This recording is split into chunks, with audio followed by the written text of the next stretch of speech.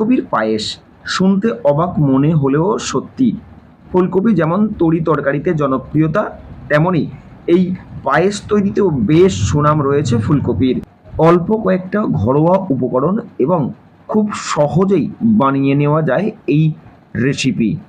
সহজ রেসিপি হলেও স্বাদে অতুলনীয়। 8 থেকে 80 বয়সের মানুষ একেবারে চেটে পুটে খাবে এই পদ। কথাটাই রয়েছে খাদ্যপ্রিয় বাঙালি। বাঙালির শেষ পাত মানেই মিষ্টি, আর সেই মিষ্টি যদি নিজে হাতে তৈরি হয় তাহলে তো আর কথাই নেই। ইউজ করি। আজ একটা আমরা মিষ্টি বা পায়েস তৈরি করে খাবো।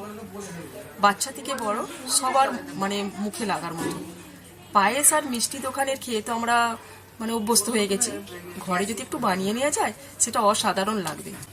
অন্যান্য মিষ্টি বা পায়েসকে হার মানিয়ে দেবে এই ফুলকপির পায়েস।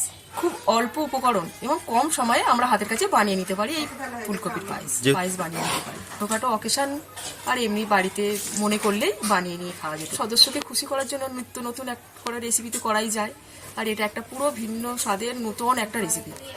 বিশেষ দিন বা অতিথি আপ্যায়নে এই পায়েসের জুড়ি নেই। ফুলকপি, দুধ, এলাচ, গুড় সহ সামান্য কয়েকটা উপকরণেই তৈরি এই পায়েস। শীতের সিজন গুড়, তবে গুড় ছাড়াও বেশ জমে যায় এই পায়েস। জলের মধ্যে জয়িত্রী, একটু লবঙ্গ আর একটু দারচিনি দিয়ে জলটা ফুটে আসলে তুলে দেবো চাল।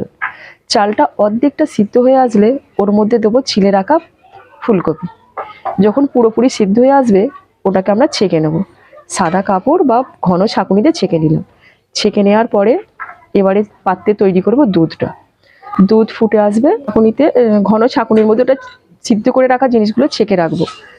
ছেঁকে দেওয়ার পরে একটা পাত্রতে দুধ তৈরি করে নেবো। প্রথমে দুধ জাল করে নিয়ে ওর মধ্যে চিনি, এলাচ দিয়ে ফুটিয়ে আসলে ওটা সিদ্ধ হয়ে আসলে ওটাকে তুলে রাখতে হবে। একটা ছাঁকুনি বা সাদা কাপড়ের মধ্যে ওটা ছেঁকে নেব। নেওয়ার পরে আমি একটা পাত্রে দুধ জাল করব। দুধটা জাল হয়ে আসলে ওর মধ্যে সিদ্ধ করে রাখা ফুলকপি আর চাল তুলে দেব।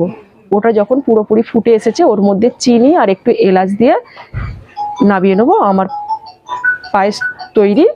এবারে পায়েসটা তৈরি যখন হয়ে আসবে তখন আমি একটু ঘি দিয়ে নামিয়ে নেব। পাত্রে নামিয়ে একটা পাত্রে রেখে আমি একটু সার্ফের জন্য তো কাজু, পেস্তা, কেশর দিয়ে সাজিয়ে নিয়ে ওটা সার্ভ করা। চেঁচে নেওয়া ফুলকপি এবং চাল সিদ্ধের পর দুধ তৈরি করার পর সেটিকে নেড়েচেড়ে ভালো করে ফুটিয়ে নিলেই তৈরি পায়েস। হাওড়া থেকে রাকেশ মাইতির রিপোর্ট, লোকাল 18 বাংলা।